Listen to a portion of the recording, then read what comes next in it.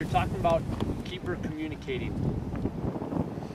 And how do you get the keeper away from the fear of, okay, wait, I'm going to get my defense mad at me if I tell them to do something? Do you understand what I'm saying? Yeah. It's a real, I think it's because Ursula's in Haven has that problem at the high school level. That's part of the reason she didn't want to play last year. She's like, I tell them what to do, and then they turn and yell at me. It's like, how do you get your keeper Is that just setting the standard early and just really let them know? Because I always say, like, they're like the assistant coach out there because they see things that we don't want to be yelling everything because you can't hear us. They're closer. Yeah. And just telling, I mean, I just think it's just, hey, when the game's over, everyone's still friends. She's just doing her job to protect the team. Yeah, that's a great point. What I would do, I just think that to is emphasize, hard. the communication on the keeper side of things. There's a couple things that you can do. Say you got a drill going on, and you just got a keeper that's just real timid to begin with. That's the first step. Is you got to break that timid factor, and you got to give them that confidence that yes, like you said, they are confident enough that they can talk to their teammates. How you can do that? Some things that you can do is when you're doing a basic drill, even if it's a warm-up drill, pull your keepers over. I did this with your session the other day. Remember what I told you, who's the keepers? Keepers, you are keeping score for this game.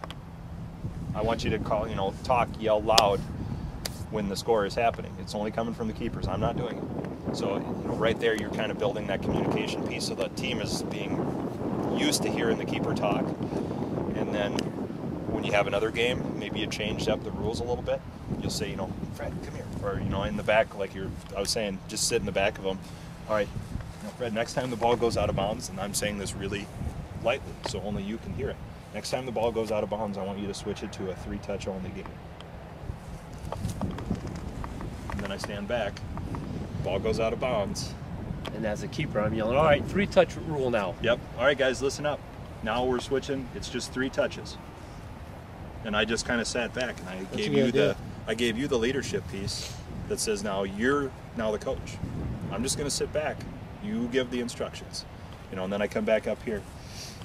Fred, Dave out there, he's just lagging. Make sure he gets back into position. Tell him to do this, this, and this. Okay, now you say, Dave, get into position here, Fight breaks. Probably not say you're lagging. Right, you're dragging. You Dragging got caught out of position. But here's what happens. Now here's how you correct that issue. Okay, now you say that same thing to me. Okay, Shane, get back in position. Shut up. As a coach, instantaneously, I just about come out of my shoes, grab that kid that said shut up to the keeper, and say no. That is not happening. He's directing traffic. He's the coach on the field here. You've given a huge amount of power to your keeper, and you put your field player into place. It's not their team. It's your team, and then it's the keeper's team, and then it's everyone else's. That's the hierarchy that it has to be. That's the way it has to be. Your keeper has to be the ultimate authority, especially anything on the defensive third. Now, you can't let him off the hook when he does wrong either. You got to kind of call him out if he's not doing, and he's not pulling his weight. You got to make sure you keep yourself in the good graces of the team's eye too, and says, okay, he's not pulling his weight. We need to adjust, here, there, and another place. But it's kind of one of those things. If somebody gets out of line in the front here, you absolutely get on them. Practically wringing their neck, saying, no, that's not going to happen anymore. Whatever we're saying back here, that's what we're going to do. It's still, I just think if you set the standard you become the bad guy. Don't make Fred the bad guy. Mm-hmm. He's just doing what you told him to do. Yep. You're the bad guy by policing this. But what that did is it just gave you a huge power cut. You now have the ace of spades in your pocket saying, ha. Now you bring that into the game, and instantaneously you do that on a fairly regular basis. Your keeper starts building that confidence and that authority. Get the respect. And then they get up to the collegiate level. I mean, that's what happened. I went to Viterbo. I beat out a fifth-year senior, and I was a freshman. Well, technically a super freshman or a double-year freshman or whatever it was. But either way, it was because I got onto the field. It doesn't matter if you're a freshman or, in collegiate soccer, it doesn't matter if you're a freshman or double senior or whatever it is. You're one of the 11 on the field, you're one of the 11 on the field. Same thing, if you're a 5th grader in a 6th grade team, it doesn't matter. You're on the U12 team. I know we got a couple teams that are mixed in with, 8-year-olds playing on U10. Exactly. Yeah. My son. But it's one of those, as a coaching piece, You got to put that confidence and you got to put that authority in your keepers, because they really do need to be an extension, and they have to be able to be comfortable on talking to all the players on the field. Now, there's a fine line too. Like I was saying, don't tell him he's a bonehead or lagging or whatnot. It has to be constructive. If he starts getting negative, that's when you harp on him, saying, I don't care if you're going to say it, but you better be saying something constructive and correct. It's just a continued teaching piece. You're dealing with kids, though. Yeah. You're dealing with kids. You're dealing with clicks here, there, in another place, and people liking each other, not liking each other. Well, that's exactly it, because that's the thing. Like with Ursula, we're she's not like out so here. worried in school. She's like, the high school and the collegiate game's a little bit different because it's more win-based.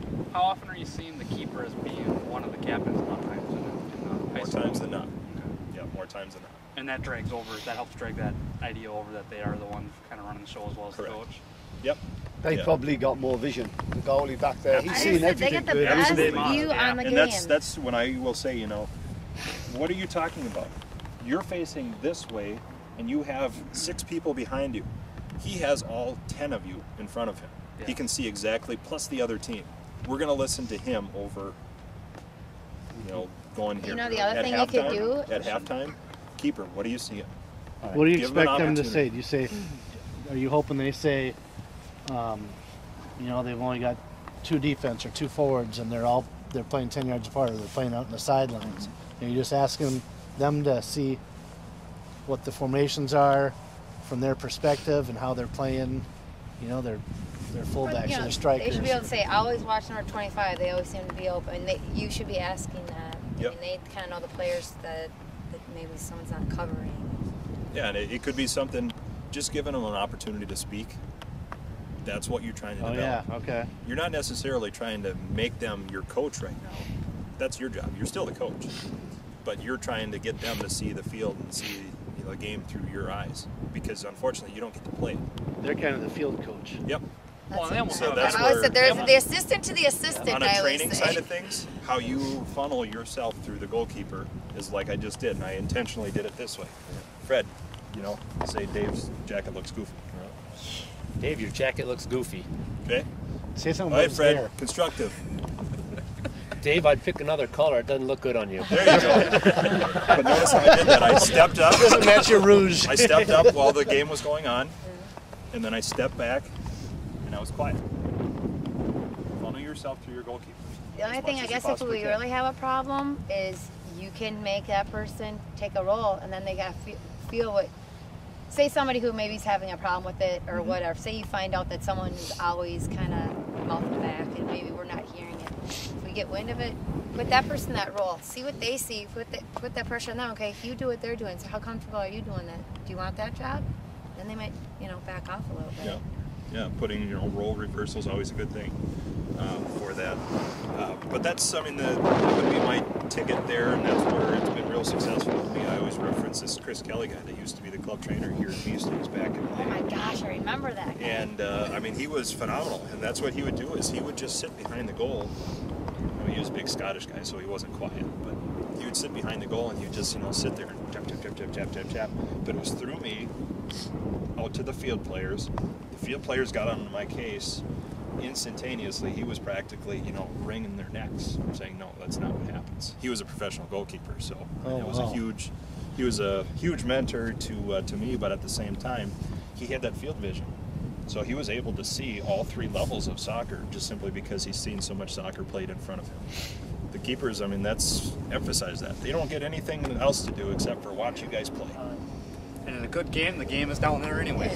Yeah. So That's what we want it to be.